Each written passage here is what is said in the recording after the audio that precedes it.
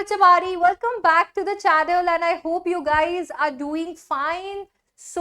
बहुत ही दिन हो गए आप लोगों से मिले हुए. आई होप आपने मस्त एंजॉय किया होगा फेस्टिवल्स को और साथ ही साथ में very happy Chhath Puja in advance.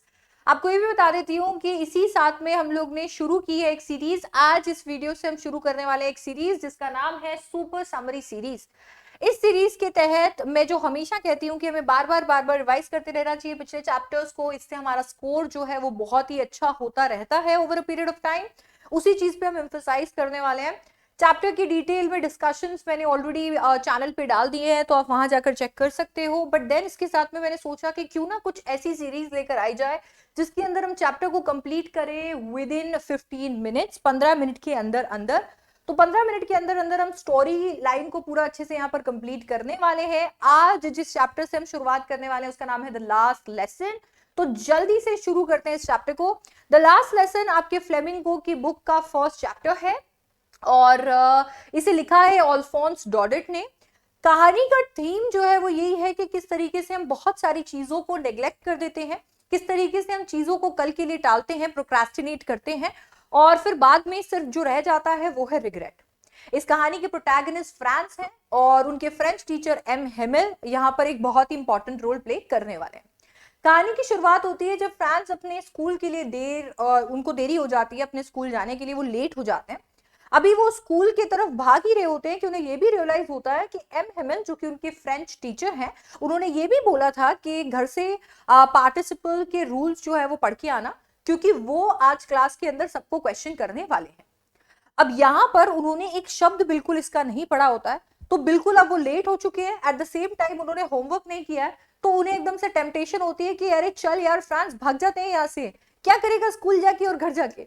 तो वो सोचते हैं कि वो क्यों ना यहाँ से भाग जाए और बंक कर ले. और क्यों ना करें, हर एक चीज उन्हें टेम्प्ट कर रही होती है. तो मौसम इतना सुहाना होता है, इतने सुहाने मौसम में बर्ड्स और ये ऐसे चॉप कर रहे होते हैं. इधर प्रशियन सोल्जर्स है वो ड्रिल कर रहे होते हैं. तो इतनी सारी चीजें हो रही होती है, बड़े मजे आ रहे होते हैं उन्हें. तो सोचते हैं चलो आज यहाँ से चला, बस भाग ही जाता हूँ, स्कूल जाता ही नहीं हूँ, छोड़ता हूँ स्कूल. बट देन उसके बाद में वो डिसाइड करते हैं, सारी टेम्पटेशन को रेजिस्ट करते हैं और भागते हैं स्कूल की तरफ. जब वो स्कूल की तरफ जा रहे होते हैं तो बीच में टाउन हॉल आता है. ये एकदम ऐसा होता है कि इनके पूरे जो टाउन है उसके बीचों बीच में, ऐसा नहीं होता हम लोग देखते हैं गांव में एक बरगद का पेड़ होता है जहां पर सारे लोग बैठ जाते हैं पंचायत करने. नहीं, सो ऐसा यहाँ पर होता है. एकदम बीचों बीच एक एरिया होता है जहां पर एक बुलेटिन बोर्ड लगा दिया जाता है. ये बुलेटिन बोर्ड जो है ये कम्युनिकेशन के लिए इस्तेमाल किया जाता है. ये बुलेटिन बोर्ड के जरिए आज तक सारी बुरी बुरी खबरें आई होती हैं, मतलब जितनी भी बुरी खबरें होती हैं वो सारी इस बुलेटिन बोर्ड के जरिए आई होती है. मामला ये है कि ये पूरी की पूरी स्टोरी को एक ऐसी टाइमलाइन में सेट किया गया है जब वॉर चल रहा है. तो ये फ्रैंको प्रशियन वॉर की टाइमलाइन वाली स्टोरी है. एंड दैट इज वाई जितने भी वॉर के अपडेट्स होते हैं, अब एक एक अपडेट को तो कबूतरों के जरिए नहीं भेजा जा सकता, इसके लिए वो क्या करते हैं, वो सारे अपडेट्स बुलेटिन बोर्ड पे चिपका देते हैं so that everyone including the officers उन्हें सारे अपडेट्स मिलते रहें. ऐसा होता है. सो यहाँ पर बुलेटिन बोर्ड में आज तक बहुत बुरी खबरें आई थी पिछले 2 साल से, और अभी यहाँ पर जिस हिसाब से इतनी भीड़ लगी हुई थी ऐसा लग रहा था कि आज भी कुछ तो बहुत बुरी खबर है. ऐसा नहीं होता कि आप कहीं जाने के लिए बहुत लेट हो रहे होते हो बट देन आपको रास्ते में कोई एक्सीडेंट मिल जाता है, कोई लड़ाई मिल जाती है and then you are tempted to stop and हाँ मैंने देखा था इसने मारा. सो वैसा ही कहीं ना कहीं फैंस को भी फील हो रहा होता है कि चलो मैं यहाँ रुक जाऊं, एक बार जान तो लूं आखिरकार हो क्या रहा है.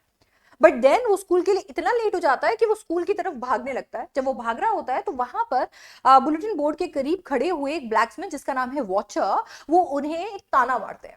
कहते हैं अरे आराम से जा फ्रांस, अब तो तेरे पास खूब टाइम है. फ्रांस सोचता है यार ये क्या बात हुई, स्कूल के लिए मैं लेट हो रहा हूँ, वॉचर को ये समय मिला मजाक करने के लिए, कहाँ टाइम है स्कूल में जाने के लिए. बट जैसे ही वो स्कूल पहुंचते हैं एकदम हाफते हाफते, हो ठीक है स्कूल पहुंच गया. जैसे वो स्कूल पहुंचते हैं तो वो एकदम से चौंक जाते हैं. ऐसा लगता है जैसे कि संडे वाले दिन वो स्कूल आ गए हो.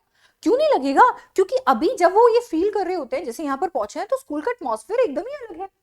अभी तक तो स्कूल के अंदर इतना शोरगुल होता था, इतना शोर शराबा होता था, लोगों की डेस्क वो लोग ऐसे रिमूव कर रहे होते थे, अंदर जा रहे होते थे, बच्चे एकदम बातें कर रहे होते थे.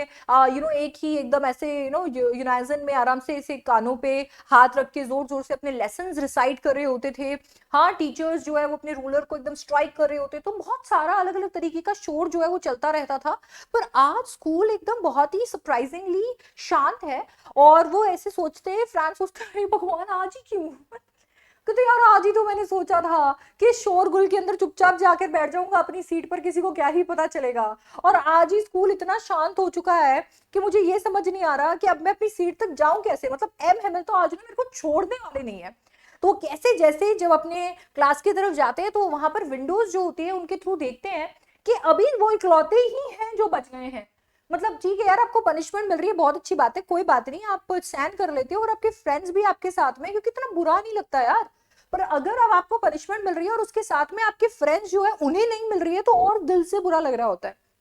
तो वहाँ पे फ्रेंड्स जो है, वहां पर उसके फ्रेंड्स जो है वो आराम से बैठे होते हैं और फ्रांस देखता है, कहता है यार ये क्या हो रहा है, ये लोग तो अपनी सीटों पर बैठे हुए हैं, आज तो मैं गया एकदम। अब वो अंदर जब झांकता है तो देखता है सारे क्लासमेट सीट पे बैठे हुए हैं और एम हेमल चक्कर लगा रहे हैं, और वो भी बड़ा सा स्केल लेकर बस ऊपर नीचे से चक्कर लगाए जा रहे हैं। तो जैसे वो ये देखता है कहता आज तो बस मेरे को कोई नहीं बचा सकता, आज तो बस हो गया कल्याण, ऐसा। अब जैसे ये होता है, इसके साथ में उन्हें और शर्म इस बात पर आ रही होती है कि उन्हें खुद अभी दरवाजा खोल के और सबके सामने अंदर जाना है। मतलब खुद दरवाजा खोलना है और सबके सामने अंदर एंटर होना है, तो दरवाजा खोलते हैं, बहुत ही शर्म उनको आ रही होती है और शर्म से एकदम ब्लश कर रहे होते हैं, एट द सेम टाइम डरे हुए होते हैं, ऐसा लग रहा होता है पीछे से पटाख एक चाटा ना पड़ जाए, और धीरे धीरे अपनी सीट की तरफ जाते हैं। और इतने में एमएमएल कहते हैं प्यारे फ्रांस, हाँ तुम कितने लेट हो चुके हो, हम तो तुम्हारे बिना ही शुरू करने वाले थे। जैसे ही वो बोलते हैं प्यारे फ्रांस, इतने में फ्रांस कहता है कहते कौन प्यारे, आपने किसको कहा ये प्यारे, क्योंकि अभी तक आज तक मतलब फ्रांस ने कभी सुना नहीं था एमएमएल को इतने प्यार से उनसे बात करते हुए, एकदम चौंक जाता है, कहते क्या हो गया एमएमएल को, आज मेरा आखिरी दिन है इनका। तो वो सोच रहा होता है, एकदम शॉक में होता है, अपनी सीट पे जाता है, अपनी सीट पर जाकर बैठता है, क्योंकि एमएमएल कहते हैं जल्दी जाओ अपनी सीट पे बैठो। और इतने में वो देखता है कि जो पीछे की सीटें खाली हुआ करती थी वहां पर आज बैक बेंचर्स बैठे हुए हैं, मतलब बैक बेंचर्स नहीं बैठे हुए हैं, एज इन विलेजर्स बैठे हुए हैं। वो सीट एकदम हमेशा खाली रहती थी और वहां विलेजर्स बैठे हुए हैं, सारे के सारे जो बहुत ऐसे बूढ़े बुजुर्ग लोग हैं वो सारे एजाज और लुरेन के वहां पर बैठे हुए हैं। बच्चे वहां पर हैं, वो एकदम से शॉकिंग फील करता है, एकदम शॉक में आ जाता है ये देखकर। और फिर उसके बाद में उसकी नजर अभी तक मतलब वो पूरी तरीके से अपने आप को कलेक्ट रिकलेक्ट कर ही नहीं पाया है। और इतने में वो एमएमएल को अच्छे से देखता है, गौर से देखता है, तो देखता है एमएमएल ने भी बड़े अच्छे कपड़े पहन रखे हैं। अरे ये तो वो कपड़े हैं जो एमएमएल इंस्पेक्शन डेज पे पहनते हैं, प्राइस डिस्ट्रीब्यूशन के दौरान पहनते हैं, आज एमएमएल ये कपड़े क्यों पहन कर आए हैं।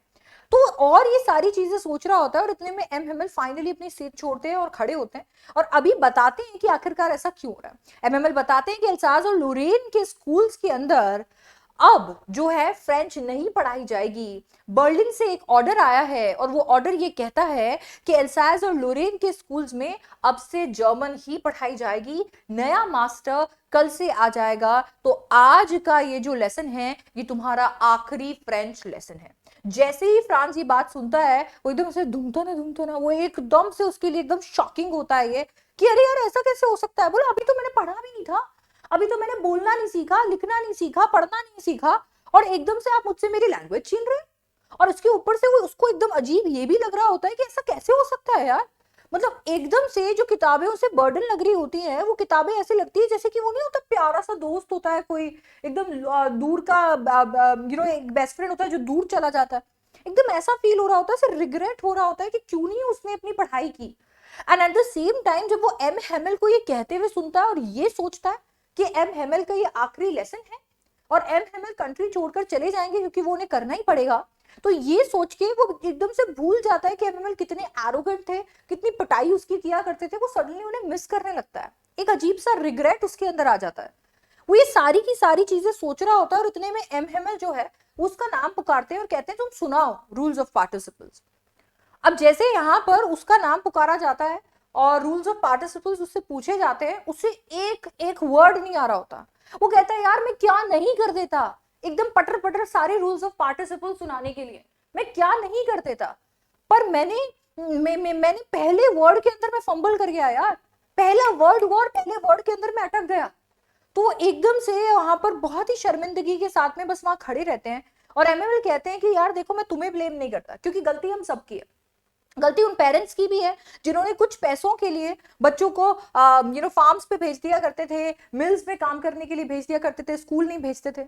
गलती मेरी है जो अपना कभी कभी मेरे को फिशिंग के लिए जाना होता था, तुम्हें छुट्टी दे देता था, अपने काम जो है करवाता था, जैसे पौधों में पानी दे दो, ये सब मैं करवाता था और तुम लोग तो हो ही ना लायक। तो कहा गलती सिर्फ तुम्हारी नहीं है, हम लोग सबकी गलती है, पूरे अल्सास की गलती है, क्योंकि हम लोग हर चीज को कल पर डालते हैं, हम हर चीज को कल पर डालने की कोशिश करते हैं, कल करेंगे कल करेंगे, आज नहीं, हम लर्निंग को हमेशा कल तक टालते हैं। और देखो आज कल कहाँ आ गया, एक ऐसी जगह पे जहां पर वो लोगों को अब ये मौका मिल जाएगा हमें कहने का कि क्या अपने आप को तुम फ्रेंचमैन कहते हो, ना तुम्हें बोलना आता है ना तुम्हें लिखना आता है। तो वो एकदम यहाँ पर बताते हैं और फिर एक के बाद एक वो फ्रेंच की तारीफ करते हैं, बताते हैं कितनी खूबसूरत लैंग्वेज है फ्रेंच लैंग्वेज, कितनी क्लियर, कितनी ब्यूटीफुल लैंग्वेज है, तो वो कितनी लॉजिकल लैंग्वेज है। ऐसा वो इसके लिए बोलते हैं क्योंकि उन्हें प्यार है अपनी लैंग्वेज के साथ में। चैप्टर के अंदर ये बताया गया है कि किस तरीके से प्यार और लिंग्विस्टिक शोविनिज्म में ज्यादा अंतर नहीं होता। जब तक आप अपनी लैंग्वेज से प्यार करते हो, उसे प्रमोट करते हो, तब तक वो प्यार रहता है, बट जिस मिनट आप उसे दूसरों पे थोपने लगते हो, वो प्यार नहीं, वो शोविनिज्म में कन्वर्ट हो जाता है, डोमिनेंस बन जाता है। फिर क्या, इसके बाद में वो लेसन्स को कंटिन्यू करते हैं। एल होमेल अपनी जगह पर बस वैसे ही मोशनलेस बैठे रहते हैं। वो मोशनलेस वहां बैठकर मानो जैसे कि अपने 40 साल की जो सर्विस उन्होंने दी होती है स्कूल को, उन 40 सालों को फिर से जी रहे हो, मानो जैसे कि वो उन्हें कैप्चर करके ले जाना चाहते हो। आखिरकार वहां विलेजर्स भी इसीलिए आए थे क्योंकि वो अपने देश के लिए अपनी रिस्पेक्ट पे करना चाहते थे, एम हेमेल के लिए अपना ग्रैटिट्यूड एक्सप्रेस करना चाहते थे, क्योंकि वो ग्रेटफुल थे कि एम हेमेल वहां पे 40 साल से सर्व कर रहे थे। फ्रांस बस उन्हें देखता रहता है और इतनी शांति होती है, कोई कोई डिस्टर्बेंस नहीं क्रिएट हो रहा होता। फ्रांस को लग रहा होता है आज उसे सारी चीजें बहुत अच्छे से समझ में आ रही है, उसको ऐसा फील हो रहा होता है सारी चीजें अच्छे से समझ में आ रही होती है, और वो खो जाता है थॉट्स में कि बेचारे एमएमएल के लिए कितना डिफिकल्ट होगा ये लेसन्स को सुनना, ये राइटिंग, ये हिस्ट्री, ये ग्रामर को पढ़ाना। आज आखिरी दिन है उनका यहाँ पर जहाँ 40 साल उन्होंने दिए हैं, कितना मुश्किल होगा एम हेमल के लिए। उसे गुस्सा आ रहा होता है और गुस्से गुस्से में वो कहता है कि ऊपर जो कबूतर बोल रहे हैं, क्या इन लोगों के अंदर इतनी हिम्मत है, क्या इनके पास इतनी पावर है कि उन कबूतरों को भी जर्मन में कू करवाएंगे। ऐसा वो इसलिए बोलता है क्योंकि वो यहाँ पर ये एम्फसाइज करने की कोशिश करता है कि किस तरीके से पावर के चलते, डोमिनेंस के चलते लोग ना तो सिर्फ लोगों को पर उनकी सराउंडिंग्स को भी अफेक्ट कर देते हैं। फिर इसके बाद में क्या, जो चर्च की क्लॉक होती है वहां पर 12 बज चुके होते हैं, और जैसे ही वहां पर 12 बजते हैं उनके विंडो के नीचे, स्कूल के विंडो के नीचे प्रशियन सोल्जर्स आ जाते हैं जो कि वहां पे ट्रम्पेट ब्लो करते हैं, और एम हेमेल अपनी सीट से खड़े हो जाते हैं। एम हेमेल अपनी सीट से खड़े होते हैं और उनके चेहरे का रंग तो बिल्कुल उतरा हुआ होता है, बट उन्हें आज तक इतना टॉल जो है फ्रांस ने नहीं देखा होता है। उनके लिए रिस्पेक्ट जो है वो बहुत ज्यादा बढ़ चुकी होती है। इसके बाद में वो अपनी आफ्टरनून प्रेयर करते हैं। एम हेमन मानो जैसे कुछ कहना चाहते थे, और वो कहते भी हैं, शुरुआत करते हैं आई से, पर कुछ तो ऐसा है जो उन्हें चोक कर देता है। वो इमोशंस के चलते एकदम से चोक हो जाते हैं, और जस्ट बिकॉज वो इमोशंस के चलते इतने ज्यादा भर जाते हैं, वो पीछे टर्न करते हैं अपने आप को। ऑब्वियसली आप रो तो नहीं सकते, तो वो पीछे टर्न करते हैं, एक पीस ऑफ चॉक लेते हैं और फिर उसके साथ में बड़ा बड़ा लिख देते हैं, विव ला फ्रांस, वीव ला फ्रांस, जुग जुग जियो फ्रांस। सो वो यहाँ पर ये इसके थ्रू एक मैसेज देते हैं कि एक बुलेटिन बोर्ड है जो कि यहाँ पर पावर को सिग्निफाई करता है, दिखाता है पावर को, और एक ये ब्लैक बोर्ड है जो कि एजुकेशन को सिग्निफाई करता है, दिखाता है एजुकेशन की पावर को, कि एजुकेशन के अंदर कितनी पावर है। वो बताते हैं जुग जुग जियो फ्रांस। इसके थ्रू वो पूरे चैप्टर के अंदर भी एम्फसाइज करते हैं इंपॉर्टेंस पे लैंग्वेज के, कि लैंग्वेज कितनी ज्यादा इंपॉर्टेंट है, आइडेंटिटी कितनी ज्यादा इंपॉर्टेंट है। वो सब लोगों को ये चीज कहते भी है कि उन्हें अपनी लैंग्वेज को हमेशा प्रोटेक्ट करके रखना है, अपनी आइडेंटिटी को हमेशा गार्ड करके रखना है, क्योंकि ये लैंग्वेज ही है जो उन्हें इस प्रिजन से, इस बंधन से छुड़ा सकती है। नहीं तो बाकी सारे लोग तो डोमिनेटिंग है ही, और वो उन्हें डोमिनेट करेंगे। फाइनली उस मैसेज के साथ में जो कि वो बोर्ड पे देते हैं, वो एक जेस्चर करते हैं, क्योंकि बोल तो अब वो नहीं सकते हैं, तो वो एक जेस्चर करते हैं अपने हाथ के साथ में, कहते हैं school is dismiss and you may go, कि स्कूल अब डिसमिस हो चुका है और तुम लोग सब जा सकते हो। कितने खूबसूरती से फ्रांस नरेट करता है इंटायर लास्ट लेसन को, और कितनी अच्छे से उसे याद होता है उसका ये आखिरी लेसन। ये चैप्टर एम्फसाइज करता है कि अपनी आइडेंटिटी आपको कभी भी नहीं खोनी चाहिए, कि आपकी आइडेंटिटी कितनी इंपॉर्टेंट है और उसे हमेशा प्रिजर्व करके रखना चाहिए। ये था चैप्टर द लास्ट लेसन का पूरा स्टोरी लाइन, और इसी तरीके से इवेंट्स जो है इस पूरे चैप्टर के अंदर हुए हैं। मैंने इसे आपके लिए समझाने के पॉइंट से सम अप किया है और कोशिश की है कि एक के साथ एक चीज़ें कनेक्ट करके बताऊं। हाउएवर लिखने का तरीका अलग होता है ऑथर्स का, कुछ चीज़ें पहले मेंशन हो सकती हैं, कुछ चीज़ें बाद में मेंशन हो सकती हैं चैप्टर के अंदर, बट स्टोरी लाइन का जो मतलब जो फ्लो है चैप्टर का वो इसी तरीके से अगर आप रखेंगे तो काफ़ी अच्छे से चैप्टर आपको याद हो जाएगा। आई होप आपको ये वीडियो पसंद आया होगा। अगर आप चाहें तो आप मेरे साथ में हर एक चैप्टर को डिटेल में पढ़ सकते हैं, उसके MCQs, question and answers, very short question and answers और बहुत सारी चीजें कर सकते हैं।